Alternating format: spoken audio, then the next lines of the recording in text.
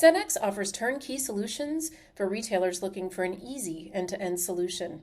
As a Cenex retailer, you'll find unsurpassed brand strength, generous financial assistance, and robust marketing support, all with the backing of a brand with nearly 100 years of expertise. Learn more about branding with Cenex at cenex.com. Wawa opens its first store in West Virginia, HEB names its first female president, and U.S. Customs officers in Minneapolis-St. Paul seize 165,000 illegal vaping products shipped from China. Welcome to Retail Daily, your quick look at the top stories from Supermarket News and CSP Daily News. I'm CSP editor Rachel Janak. And I'm CSP editor Diane Adam. Wawa entered West Virginia on Thursday with the opening of its store in Inwood. West Virginia is the convenience store chain's 13th state. The chain plans to open 3 to 5 new Wawa stores in Berkeley and Jefferson County markets over the next 3 to 5 years. Texas grocer HEB has named the first female president in its 120-year history. In January, COO Roxanne Orsak will take over for Craig Boyan, who had previously announced his retirement. Boyan has been HEB's president since 2010, and Orsak first joined the grocer as a store management trainee in 1988. In addition to serving as president, Orsak will retain her COO title. U.S. Customs and Border Protection officers in Minneapolis-St. Paul seized 165,000 illicit vaping products that originated from China. Valued at more than $1.47 million, the products were destined to go to a wholesaler in California.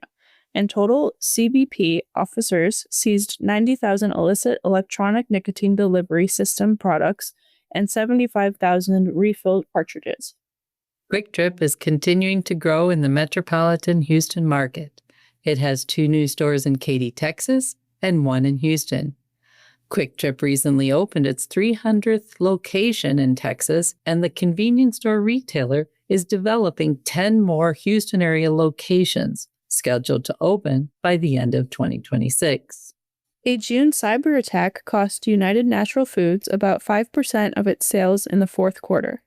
The attack also reduced its adjusted EBITDA for the period by about $50 million, but the company reported that it sees growth in natural and organic products and raised its sales and profitability forecasts for the coming years.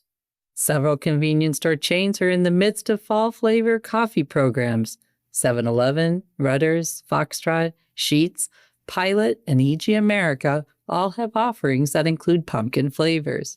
For example, Chicago-based Foxtrot Pumpkin Pie Latte features espresso blended with clove, cinnamon, and seasonal baking spices, topped with whipped cream and caramelized graham crumbles. FDA Commissioner Marty Makary is encouraging retailers to stop selling illicit vapes.